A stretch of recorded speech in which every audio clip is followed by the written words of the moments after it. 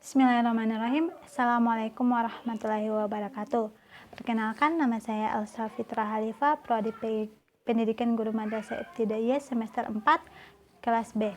Baiklah, di sini saya akan mempresentasikan materi yang berjudul Landasan Psikologi dan Kognitif Pembelajaran, di mana psikologi tingkah laku atau behavioris.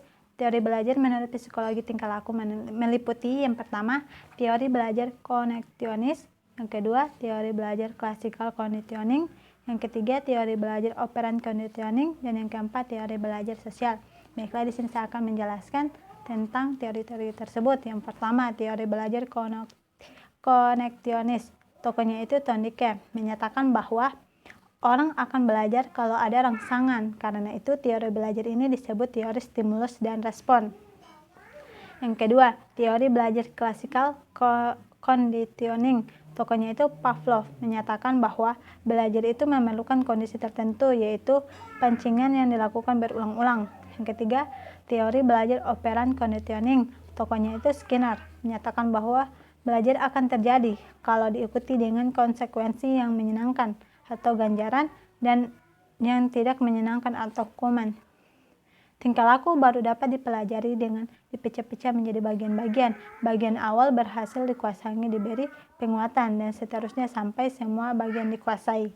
Yang keempat, teori belajar sosial. Tokohnya itu Bandura menyatakan bahwa pembelajaran tingkah laku baru dapat dilakukan melalui modeling langsung maupun tidak langsung, serta melalui regulasi diri sendiri.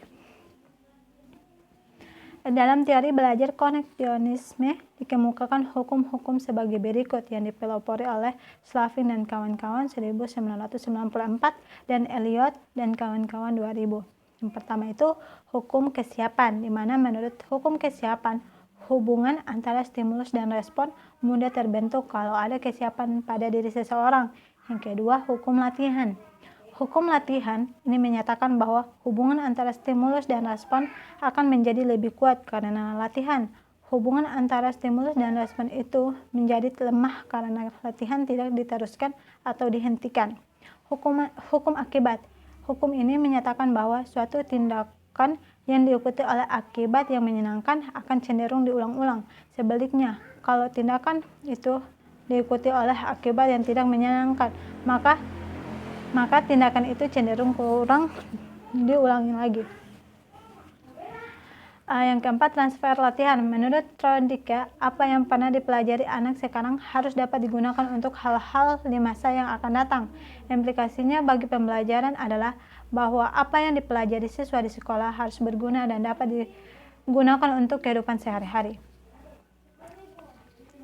Selanjutnya, Eliot dan kawan-kawan mengemukakan beberapa prinsip klasikal conditioning, yaitu yang pertama, generalisasi rangsangan adalah proses di mana respon yang terkondisi mentransfer ke rangsangan yang lain yang serupa dengan rangsangan terkondisi aslinya. Yang kedua, diskriminasi adalah proses di mana kita belajar tidak untuk merespon terhadap rangsangan yang sama dengan cara yang sama. Yang ketiga, extinction adalah proses di mana respon terkondisi hilang. Dan eksperimennya Pavlov menemukan bahwa dengan menyajikan bunyi bel sendiri dapat mengurangi respon terkondisi. Baiklah, di sini saya akan menjelaskan lagi tentang psikologi kognitif. Psikologi kognitif menyatakan bahwa belajar adalah perubahan proses mental internal atau perubahan struktur mental seseorang yang menyediakan kapasitas bagi terwujudnya perubahan dalam tingkah laku. Pembahasan lebih rinci tentang psikologi kognitif ini akan meliputi yang pertama, konsep dasar belajar menurut psikologi kognitif. Yang kedua, model prosesan informasi, dan yang ketiga, otak dan pikiran. Konsep dasar belajar menurut psikologi kognitif, Eliot dan kawan-kawan mengemukakan konsep dasar tentang belajar menurut teori kognitif yang meliputi. Yang pertama itu skema. Eliot dan kawan-kawan memberikan pengertian skema atau bentuk jamak dari skema sebagai kerangka mental pengetahuan terorganisir mengenai kejadian, situasi, atau objek yang mengubah data yang masuk sehingga data itu cocok dengan pengalaman dan persepsi orang itu. Yang kedua, pendekatan utama belajar dengan orientasi psikologi kognitif Ausubel oleh Elliot dan kawan-kawan membedakan antara belajar reseptif, belajar penemuan, belajar hafalan, dan belajar bermakna atau penuh arti. Yang ketiga, konstruktivis. Konstruktivis adalah suatu pendekatan terhadap belajar yang berkeyakinan bahwa orang secara aktif membangun atau membuat pengetahuannya sendiri, dan realitas ditentukan oleh pengalaman orang itu sendiri pula. Dengan kata lain, manusia tak kenal objektif.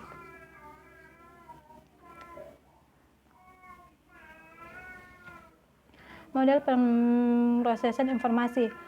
Morris menyatakan bahwa alur pemrosesan informasi dari luar sehingga kita mengingatnya adalah pertama masuk melalui indera, lalu sampai ke sensor, register, dan ditransfer dari sensori register ke ingatan jangka pendek, kemudian diproses lagi untuk diteruskan ke ingatan jangka panjang. Terus otak dan pikiran. Yang pertama itu hubungan antara otak dan pikiran. Menurut Luria, Elliot dan kawan-kawan, kegiatan intelektual dimulai dengan menganalisis kondisi dari tugas dan kemudian mengidentifikasi elemen-elemen pentingnya. Yang kedua, lateralisasi.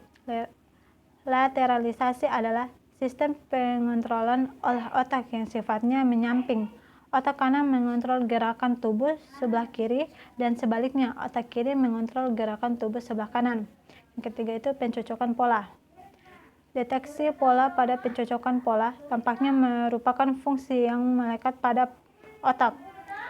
Hubble menyimpulkan bagaimana otak mengorganisir informasi melalui pola-pola. Dia menyatakan bahwa pada akhir input, otak yang pertama terpisah oleh informasi dunia luar yang secara biologis menarik. Baiklah, sekian, terima kasih. Lebih dan kurangnya mohon dimaafkan. Wabillahi taufiq wal hidayah. Wassalamualaikum warahmatullahi wabarakatuh.